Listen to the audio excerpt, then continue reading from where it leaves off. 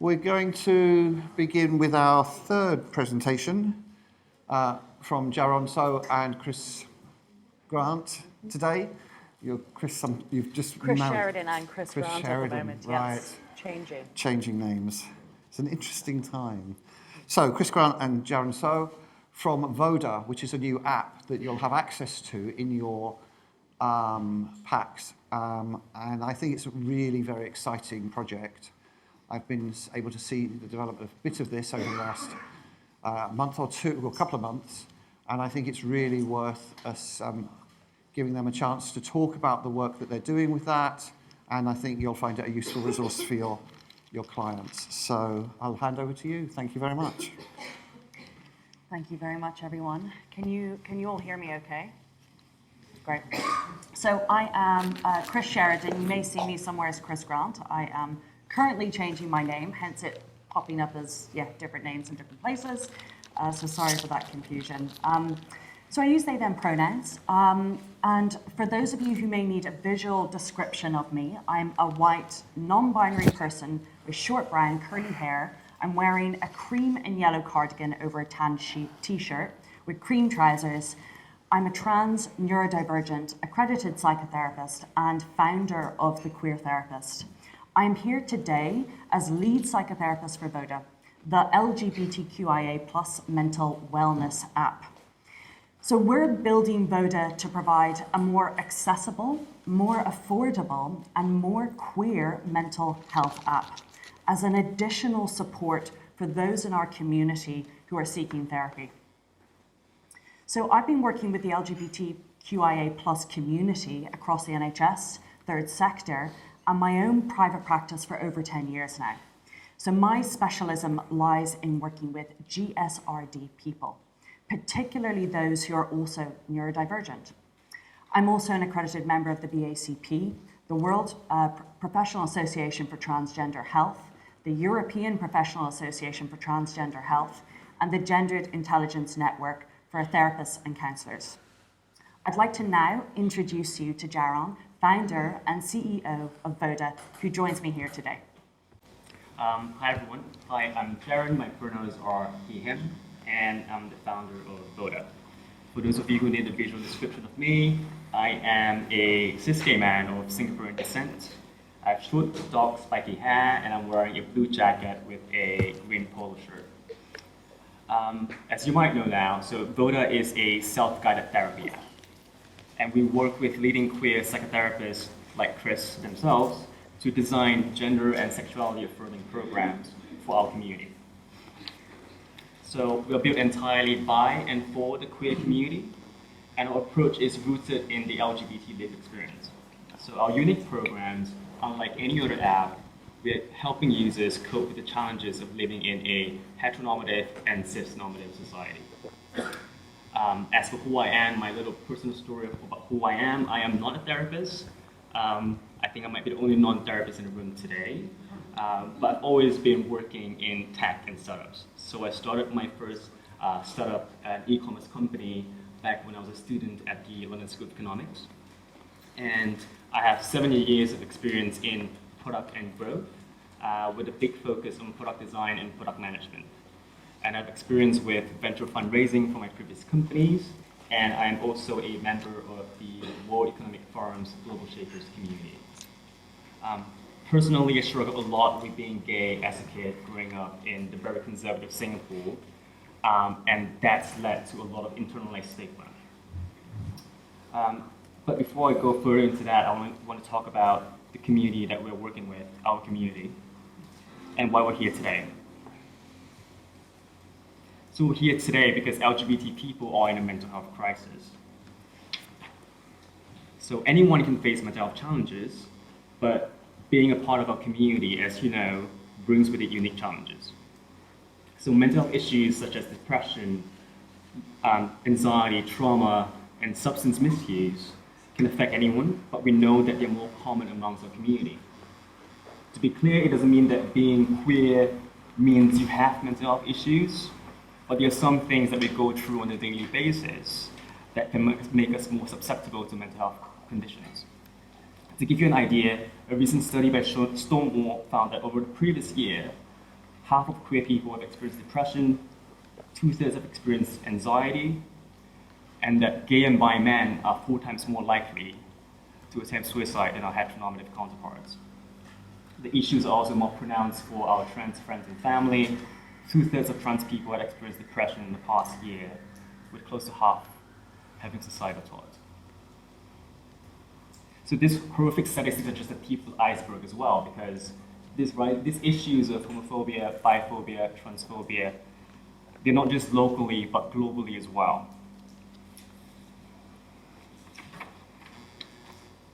So what these unique challenges tells us is that traditional forms of mental health are often less equipped to help LGBT people. And that's where Voda wants to come in.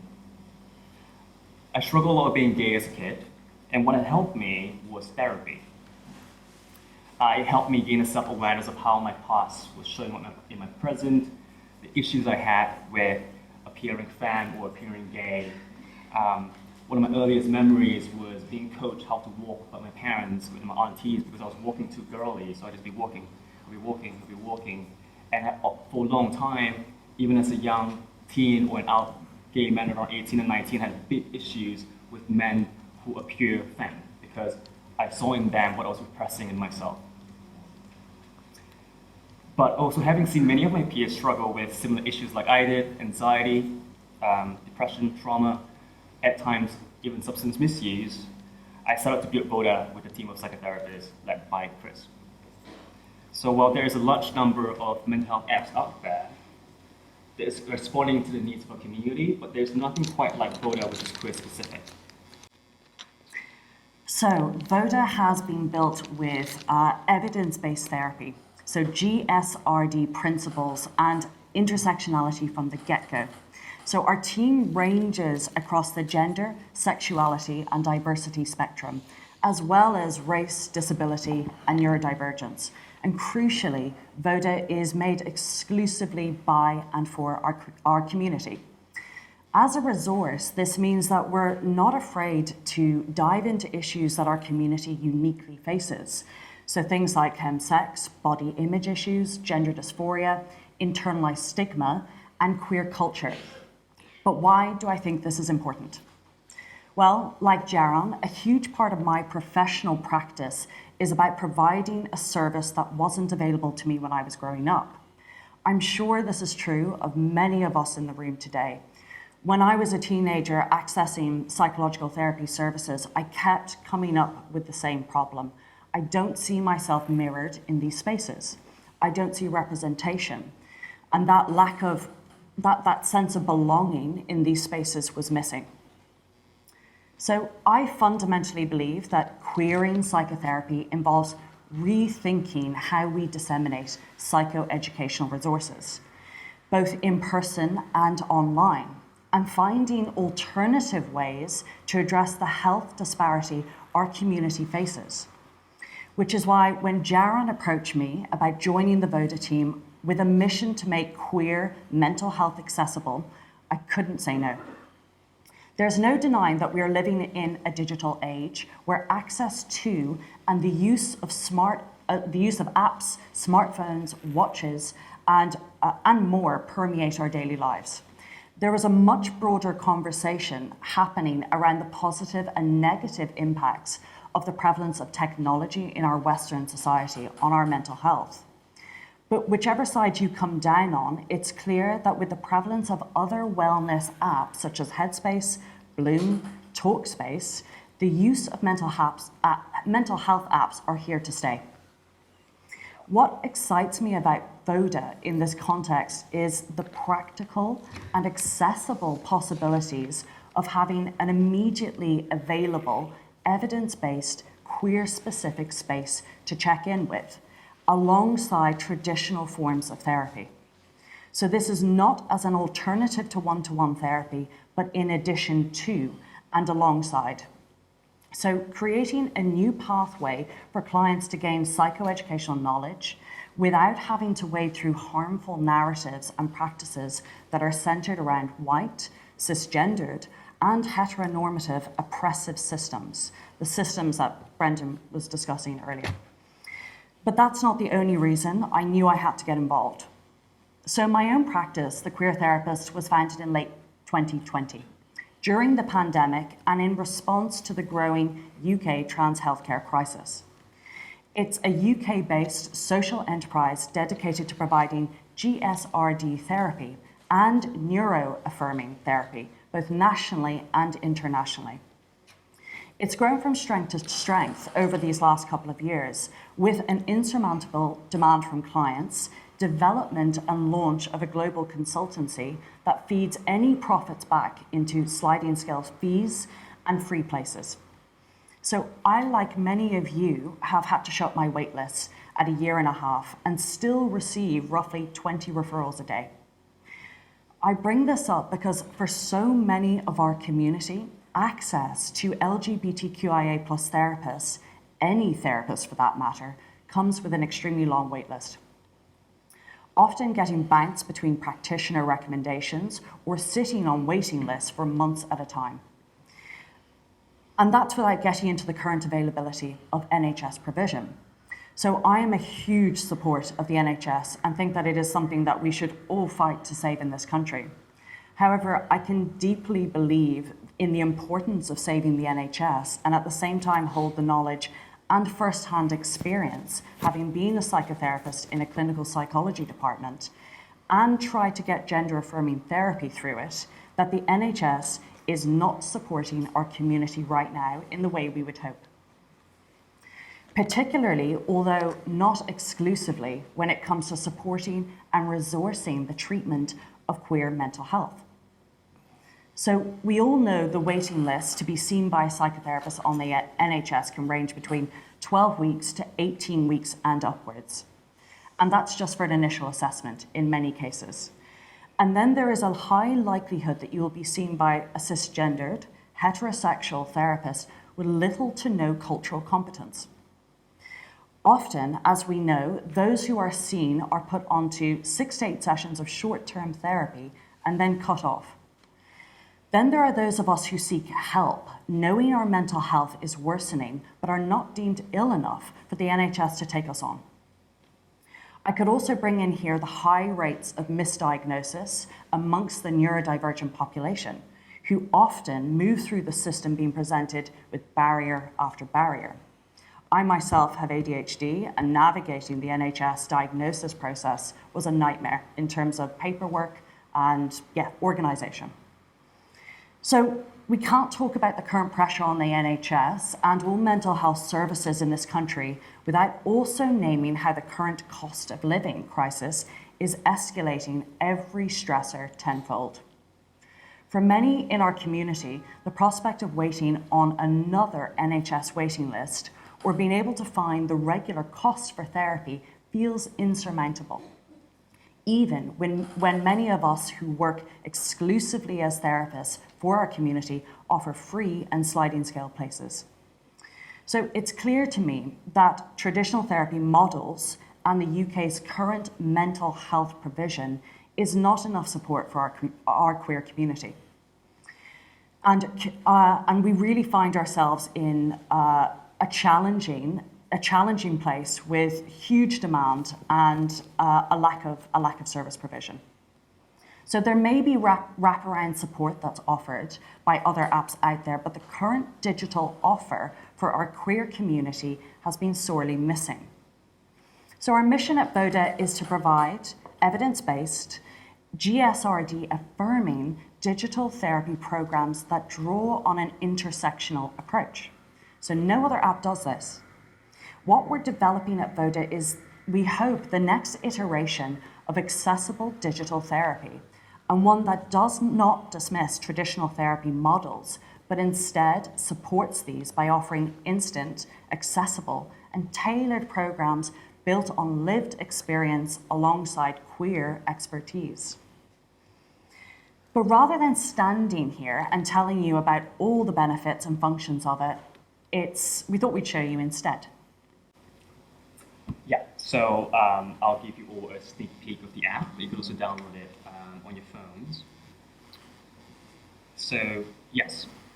So, absolutely. So, Voda has been designed to be user-friendly with a clean and discreet queer aesthetic. So, if you haven't already, you're welcome to take out your phone. Sorry, we're only out on iPhone right now, but Android will be out in a few weeks. We love both Android and iPhone users equally. We just see some bugs we have to fix. But for the therapy conference attendees, we actually mentioned that you'll have access to both our premium and free content for 3 months. You just have to take a photo of the QR code, which is on the screen, but it's also on the brochure.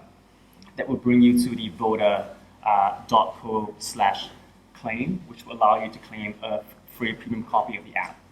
But if you'd like to play with it on your iPhone right now, there are some free programs you could try as well. You just have to go to the App Store and search Voda LGBT, and it should show up. And we'll send the code to you in a few days. We just have to manually generate the code from the App Store. Now I'll showcase how the app works with a quick demo.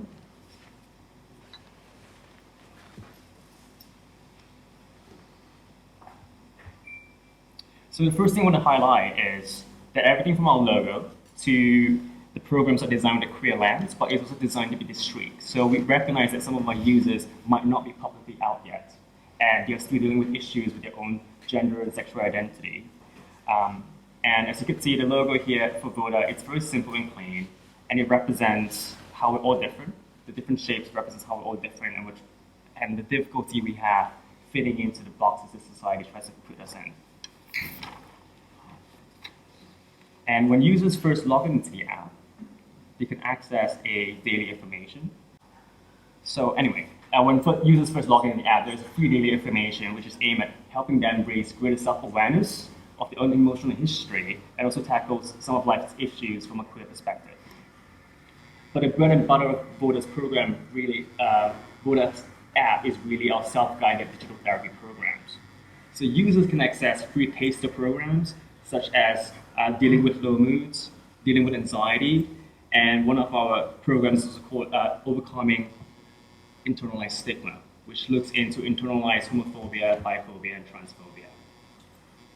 All our programs are audio-based. You might have been. You put headphones on and you go through the different programs. We have chosen queer voice actors for our programs with both UK and US accents because we recognize this is where we're going to reach the most amount of people in the beginning. As we grow, we'll also have a greater diversity of voices represented on the platform, and we're also looking to explore video programs. So we also have specific programs aimed at different communities.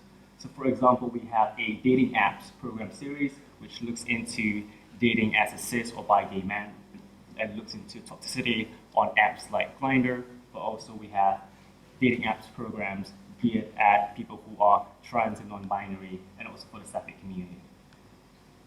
So we combine our programs with cognitive journaling, so questions that are designed with the therapist to build with a self-awareness of how these issues are showing up in their lives.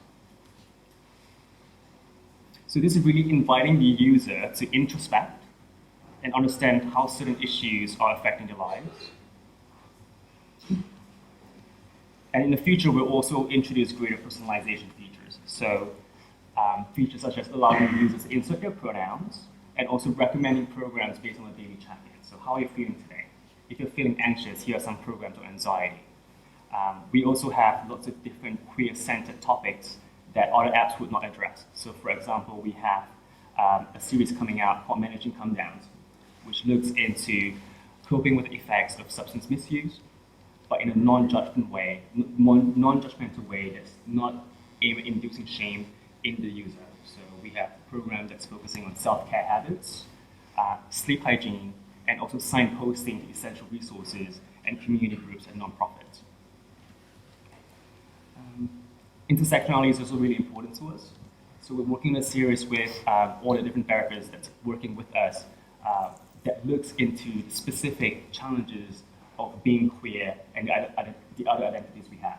So for example, being Black and queer, being East Asian and queer, but also looking into topics like being Catholic and queer, being autistic and queer. And these are all written in conjunction with therapists that have that lived experience as well.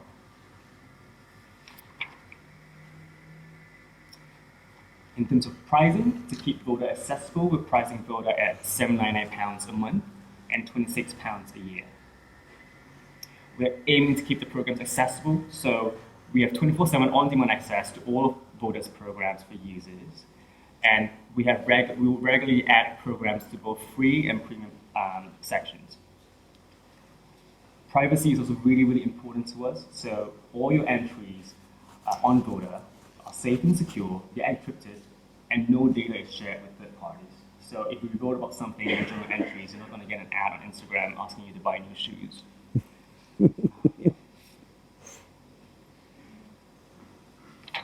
So I think Chris is going to talk about more about the titles that are available on Voda. Yeah, so I want to talk a little bit about our programming and really how we have chosen the topics and what our methodology is. So from concept to creation and vetting. So to be really clear, we have not designed this app to replace or undercut one-to-one therapy, but have focused the program creation on providing accessible, evidence-based set of resources, prompts, and guided exercises that can not only help bridge the gap between identifying needing help and actually getting one-to-one support, but also as a tool to build understanding, awareness, and provide access to psychoeducational tools. So helping our community to better understand, manage, and articulate what they are going through. So as we've touched on, there are a number of high-profile mental health apps, some of you which you may already recommend to your clients. So Headspace, Calm, for instance. Many of these provide a one-size-fits-all approach to mental health and expect a baseline of self-awareness, psychoeducational knowledge, and safeguarding to be provided by the user. So when we started to think about how to approach creating an evidence-based app for our community, we kept coming back to the same discussion point. How do we create something that is useful for the glorious, intersectional, and enormously broad reality that makes up our queer community? So we may share a common thread in our intersectional identities, but we can't expect everyone to know. But we are a hugely complex, hugely varied, and an undefinable group. And we can't expect everyone to know what is going to work best for them. So essentially what we're grappling with here is how to make this app intersectional and person-centered in terms of its offerings, not just at design level. So we knew we wanted to take an integrative approach from the start. And this is something that is core to my work at The Queer Therapist, as unsurprisingly, different people will resonate and respond to things like CBT rather than psychodynamic psychotherapy. And those responses will shift and change in a person over the course of therapy depending on what's coming up. We believe that, in the main, at Voda, we draw on therapies that are particularly suited to GSRD clients. So they are therapies that are first and foremost led by the individual's experience and expertise. So these tried and tested therapies include acceptance commitment therapy, narrative therapy, systems therapy, and compassion-focused therapy. For our more psychoeducational programs that are designed to build user understanding and awareness, we draw on polyvagal theory, neuroqueer theory, cognitive behavior therapy, schema therapy, as well as dialectical behavior therapy. So the beauty of an integrative approach is that it means there will always be some therapeutic modalities that land for some users over others, and we are able to help the user identify what best suits them. So let's talk about safeguarding briefly. As a team, we've been working on developing a bank of programs for over 6 months now, discussing what key themes arise when working with GSRD clients and our community, as well as sense-checking what the limitations of some of them are through an app. So I have to be really clear that I'm aware that there is a huge vulnerability in our queer community when it comes to mental health, and that safeguarding is a top priority. So I vet each and every program that's released, and as a team, we have consciously decided to develop programs that are aimed at users with low to moderate mental health difficulties. So we emphasize this throughout use of the app, and signpost to crisis support services where needed. We do, of course, recognize that anyone can download and access the program in our app, which is why we have made the conscious decision to keep the focus of our programs on building psychoeducational awareness and understanding to help the user build their own strategies and develop instead of deep exploration work. So we started programming topics that covered the key GSRD themes. So this included internalized stigma, minority stress, hypervigilance, rejection, shame, low self-esteem, anxiety, and low mood. And with all of these programs, we have taken an intersectional approach. So being able to consider our different audiences has been key to the rollout of our current set of introductory programs. And as we move forward and begin to release more challenging material, this will become ever more important. So body image, for example, is a really complex topic and one that will be approached in a very different way, depending on whether you are gender questioning, trans, or cisgendered. So as we've seen in the demonstration, each program signposts to a specific group of people. For example, within our dating app and mental health series, we offer programs from, as Jaron said, a trans perspective, a sapphic perspective, and a gay, bi, cisgender male perspective. Creating programs in this way is not an attempt to silo or separate out our community, but rather to better respond to the different needs and experiences. So we believe that signposting each of our programs to a specific audience, be that to other trans folk, sapphic folk, or gay bi men, we can help personalize the strategies and approaches built by each of our users and continue to center lived experience in the work. With that in mind, I want to discuss Voda's intersectional programming a little bit more. So we know that a queer intersectional mental wellness app cannot just address issues around gender, sexuality, and relationship diversity, but must also address issues around class, neurodivergence, race, ability, and social economic status. There are many ways in which we incorporate intersectionality throughout our programming. So at the core, our team of therapists represent many different intersecting identities. We also evaluate our programs and continually reassess whose voice is missing from this space. As a fully LGBTQIA team, we know that historically the queer community face barriers to accessing healthcare. Experiences of stigma, discrimination, and violence have resulted in health disparities and negative health outcomes. Our vision at Voda is to reimagine mental wellness for queer people by taking this intersectional approach. So this not only means considering different gender, sexuality, and relationship diversities, how they intersect and influence one another, but also how this impacts our sense of belonging and how this intersects with other identities. So often queer-focused organizations have maybe little to no knowledge of, for example, race issues, and this can lead to racist attitudes and practices permeating the organization's services. So then there's accessibility, which is something that Jaron has touched upon already, but I want to emphasize as a neurodivergent person, myself, working from a social model of disability in all of my work, that holding an anti-ableist lens across the programming is key.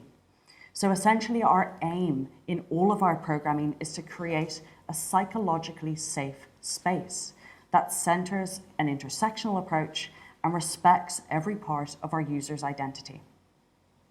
So a core part of our methodology is to continuously evaluate our programs, process, user experiencing, and safeguarding in order to ensure clinical efficacy, embedded intersectionality, and due diligence. So this leads us on to some of our early results. I'll hand over to you, Jaron. Yes, so before we officially launched the Voda app on the App Store, which happened earlier this week, we spent quite a few months working with our beta community to make sure that our programs are not just safe, but also we could see some indicators of effectiveness. So as with most new pieces of tech, trialing is a core part of our methodology. Throughout this process, we've been testing the programs with over 500 LGBT plus users. And our Voda's intent with the small study that we did this year from June to August is to see if our programs are effective in improving or reducing symptoms of anxiety and depression. So for this study, we followed 15 participants who are 18 plus, who self-identify as part of the LGBT community and who present themselves with low to moderate mental health difficulties. So across 4 weeks, these 4 participants would use the Voda app, and after using the Voda app, they'll answer a survey that tracks their G87, which is clinical symptoms of anxiety, and PHQ-9, which tracks their symptoms of depression. So they did 4 programs, and the 4 programs are as follows. So the first one on critical self-talk, the second on overcoming internalized stigma. We also included a mindfulness program, loving kindness meditation, and the last program focuses on people pleasing. So each week after doing the programs, listening to the programs, and doing the cognitive journaling exercises, they're then asked to complete the survey. And these are the results that we found. So as you can see, over the 4 weeks, we see a significant downward drop in symptoms of anxiety and depression in our early users. This is a small sample size, so it's not quite a medical study, but it did give us confidence of a really good early indicator of how effective mobile-based self-guided therapy can be. And what we really see is you really don't start to see the effect after 2 weeks of using the app. And the key takeaways we've seen from the study that we see an average reduction in clinical symptoms of anxiety by 43% and 40% for symptoms of depression.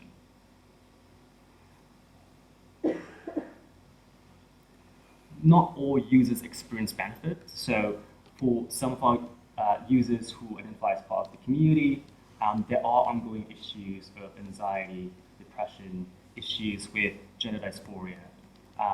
And as you could see from the graph previously, often the mental states do fluctuate. So what we see is around 78% of users who did experience lower anxiety after 4 weeks, and 85% who experienced lower depression scores after 4 weeks. So this is just a very small starting study, and it's just the beginnings of our research. So we're a very small bootstrap team, but these positive outcomes are really highly encouraging for us. So we're delighted to be at the very beginning of our public rollout of our app. However, that does not mean we have completed the work. So as these positive results come in, we are continuously tweaking, questioning, and adjusting our programs, user experience, and functionality of the app to ensure we are delivering the best possible support. So we see it as fundamentally important to seek out feedback from as wide a range of users in our community as we possibly can. So as you may have seen, alongside our ongoing clinical studies, we're asking for direct feedback from the app's users. We have a built-in survey on our home screen with a clear invitation. We would love to hear from you. And that invitation absolutely extends to everyone here in the room today. We would love to hear what you think and how you have found our programs. So as we have outlined today, there is a significant gap when it comes to evidence-based queer-specific digital mental wellness support, not to mention a very real need for accessible, affordable, and instantly available resources. So our aim is to complement existing psychotherapy options for queer people with low to moderate mental health issues and provide psychoeducational resources to help support our community to better understand themselves, their mental health, and develop improved mental health strategies. So we have designed this app exclusively by and for our queer community to help alleviate some of the demand from public, third sector, and private services. So I'm going to stop here as that's all we have time for, but I want to thank you all so much for listening and taking the time to join us here today. It's a huge privilege to be given this platform to talk about our work, the app, and our process. And on that note, I want to say a huge thank you to Pink Therapy for inviting us and bringing us all here today. And over to you, Jaron. Yes, so thanks everyone. Huge thank you to Pink Therapy for having us. Please download the Voda app. I'd love to hear what you think. Please reach out through the form on the website for your 3-month subscription. I don't just want to hear if you think it might be good, but particularly what you don't like about the app, because we're at a very early stage. We just launched. And the aim really is to create something that serves the needs of our community. And we're not afraid to go where other apps don't dare to go. We're really building a queer app, and I would love your very honest feedback. If you want to hear more about our work, here's our details. But I look forward to hearing from you. Thank you. We'll be around today, so please feel free to come over and have a chat with us. Thanks, everyone. Thanks.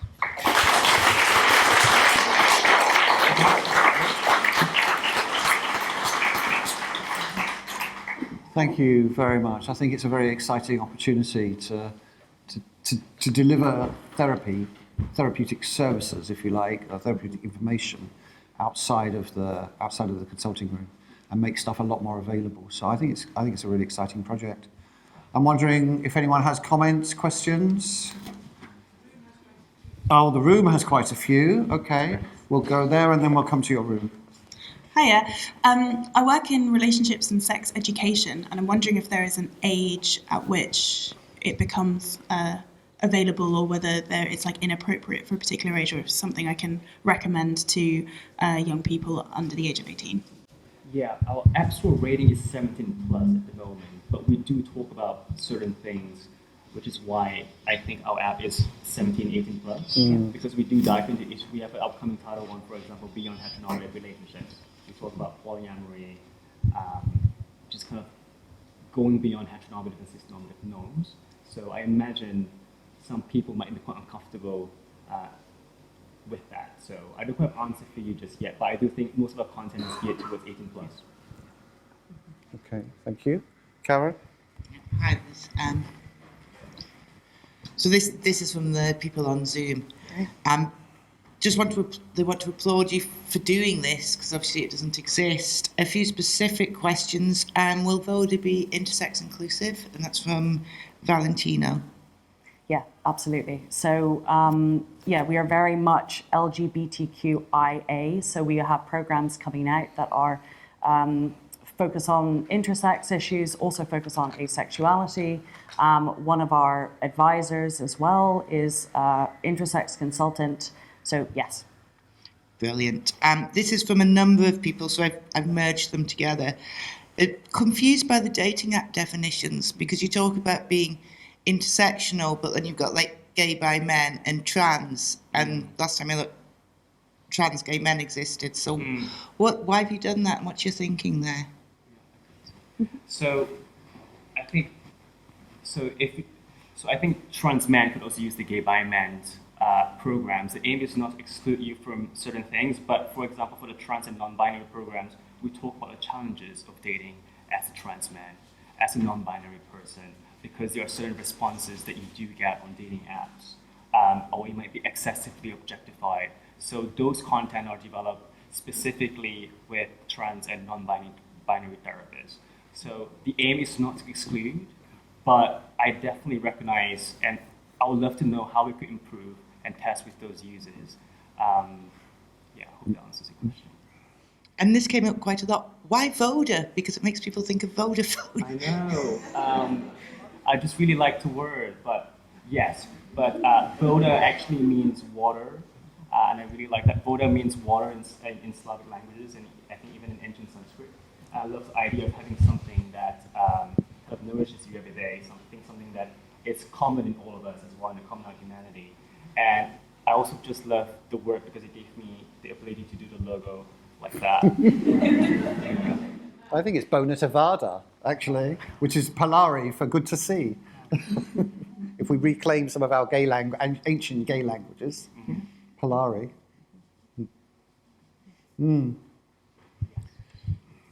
Hi, thank you so much for that.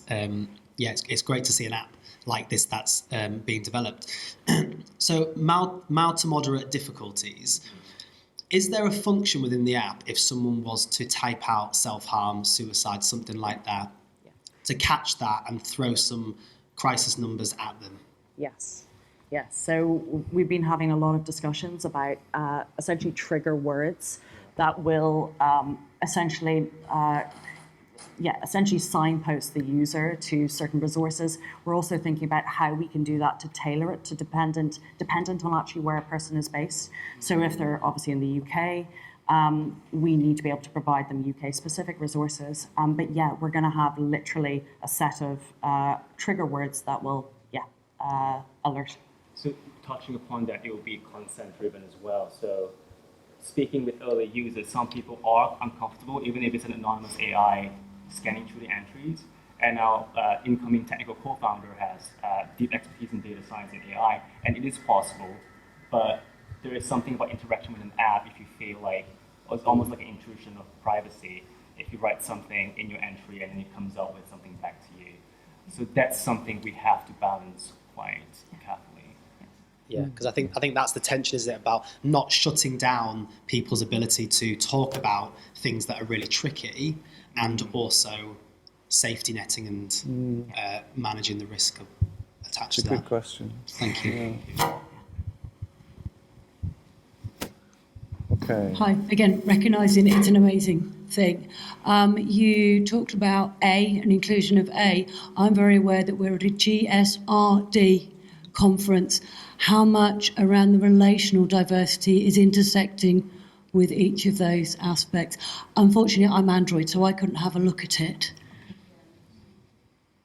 So are you asking how much, can you just repeat that? Are you asking how much is relationship diversity going to be included? within the app? Specifically, how much are you including the relational diversity? So not ethical non-monogamy or a-relational in other ways. Thank you. So far, for those of you who are able to access, and you'll see it when you do have access, so actually every single program that actually touches on relationships talks about relationship diversity and talks about different relationship structures.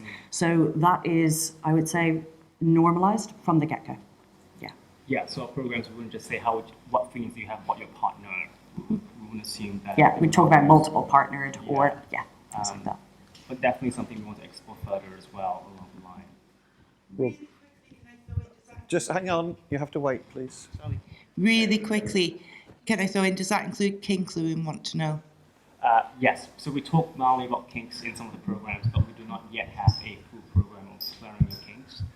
But elements of that could be found, for example, in overcoming internalized stigma. What internalized shame do I have about sex? But if you're just describing like your relationship style, can you just put your relationship style as kink? I suppose, yeah. Yeah. Okay. Thank you. Thank you.